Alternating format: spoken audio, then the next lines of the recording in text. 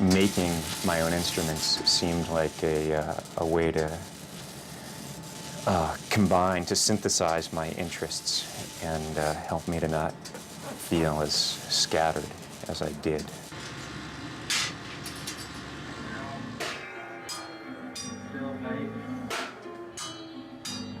Inside fire burning bright. Right moment. That was an inspiration to me. Some friends of mine in high school were on the science team, and they had one of the science fair projects was that they had to build musical instruments.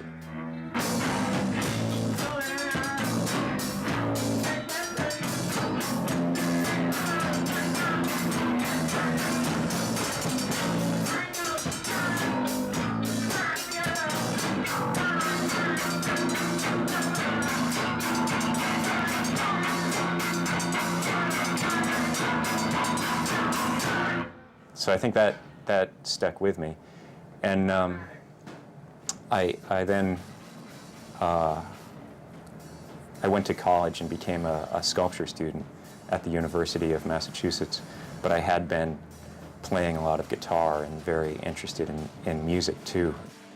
Neptune started as like a sculpture project originally. I was doing a lot of welding, and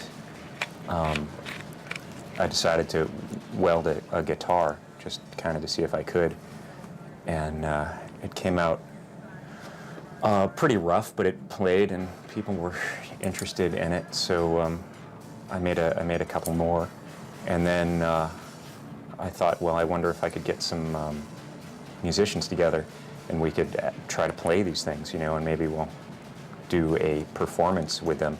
And I figured at first that it would just be probably one show, you know, and kind of more about the sculpture than the music. But the musicians turned out to be pretty good and you know, up to the challenge of playing these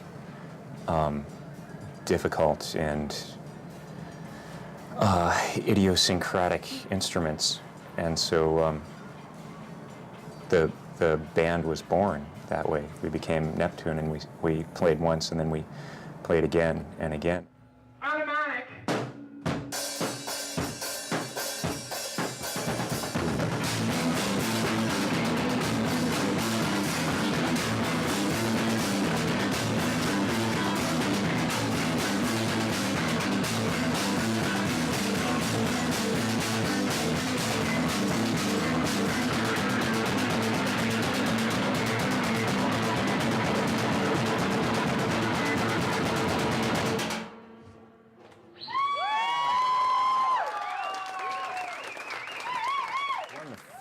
Fifth lineup now of Neptune, I think. The first lineup was Gregory Kenny and myself. He was the other guitarist in the band, and we had worked together and knew each other and played a little bit of music together, so that made sense. We kind of started playing together and decided we wanted to form this band, and we found this guy Mitch who played bass, and he named the band Neptune, but then he quit before ever playing a show. We'd tried a few drummers, but nothing was working out. That no one was really interested in playing with hacks like us. And one day, Greg and I were standing like literally on a street corner, and we were talking about how, you know, we really need to play out. We need to play some shows. We need to get a drummer. We should just like ask the next cool-looking guy that we see. And just then Daryl walked around the corner, and we said, Daryl. Daryl was the coolest-looking guy you could He walked around the corner right then, and we said, Daryl, you play drums, don't you? And he said, sure. Why?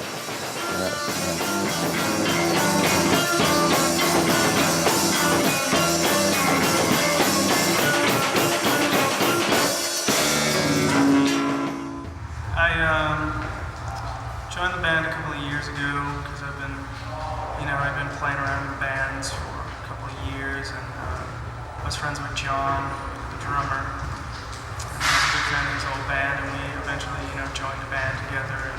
And at the same time, he was just starting to play with Neptune, and needed a percussionist, so they asked me to play, and I did, because I'd always been a big fan of the band, so.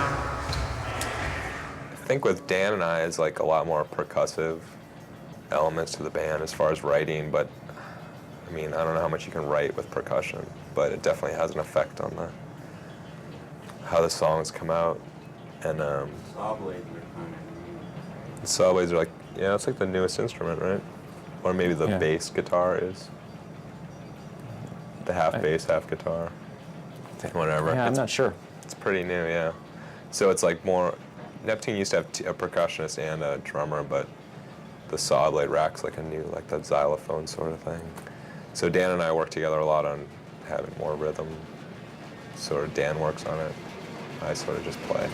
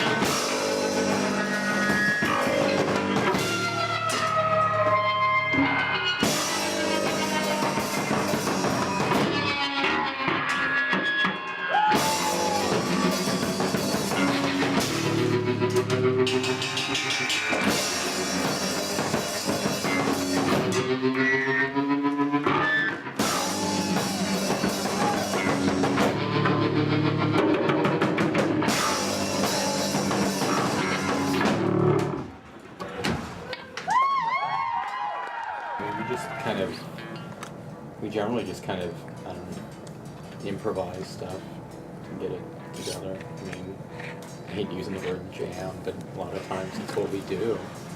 Well, not when we play, when we're Oh, I thought you were talking about developing. when we're making up the songs. Yeah, it's weird because I don't know, we just kind of spontaneously work with things and then sometimes bring up stuff from 2 months ago. There's a lot of similar, I mean, the sound, I mean, there's a lot of sounds that are the same from the instruments, the weird tunings, and overall, you know, I mean, Jason's always been singing, but then there's been other different singers. So, yeah, a lot of it's the same, but I think it's kind of less palatable now. Less, I don't know. I agree. It's like it's gnarlier than it used to be. it's kind of taken it's found its own direction, and it's like further away from the, I don't know, some kind of mainstream sound than it used to be.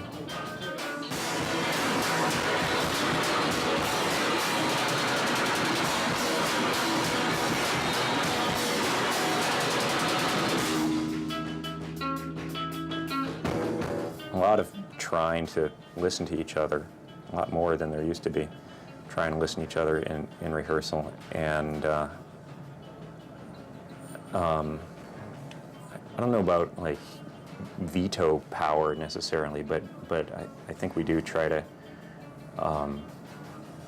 remain within the boundaries of one another's aesthetic somehow. Like we try to listen to suggestions about what each other likes or dislikes. 1, 2, 3,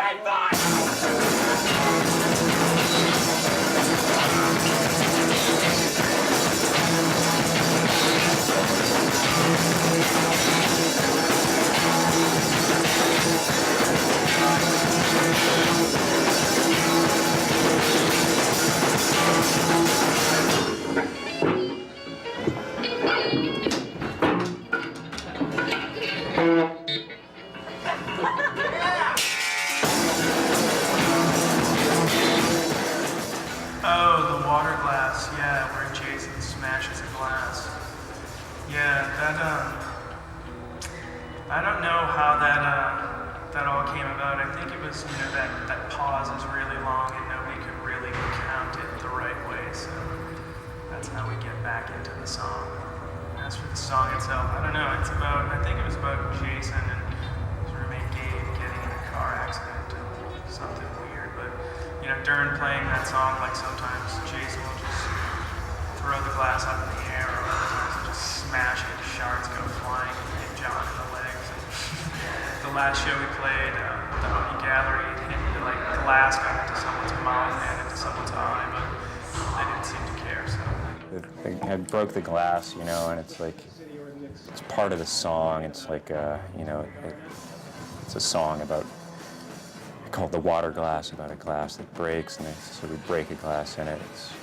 That's kind of a musical element, you know, and this time it went in Dave's eye and mouth, because he was up front in the audience. Because we were on a stage that was like 2.5 feet high. Yeah, yeah. So much higher than our.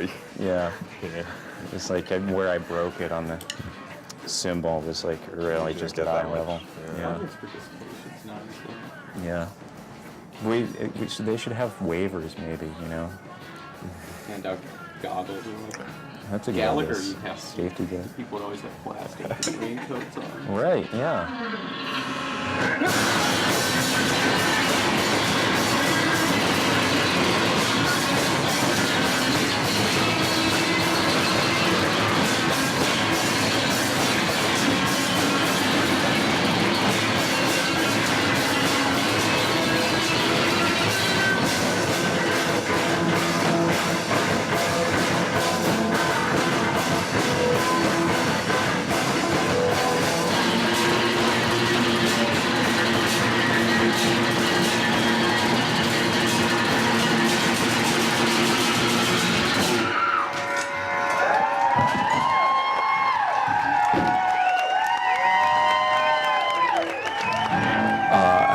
Occasionally, yeah. There've been a couple appearances in galleries of the shows. That's one of the ideas of the project, was to, you know, to combine these worlds of sculpture and rock and roll, and to bring sculpture into a rock and roll context. and vice versa. And I think we're pretty successful at like playing bar rooms and basements and rock venues and inserting visual art into those spheres. And occasionally we're also able to go the other direction and play in galleries, which I really enjoy, and bring rock and roll to an art audience, which is great to be able to do, because I think they really inform each other in an interesting way.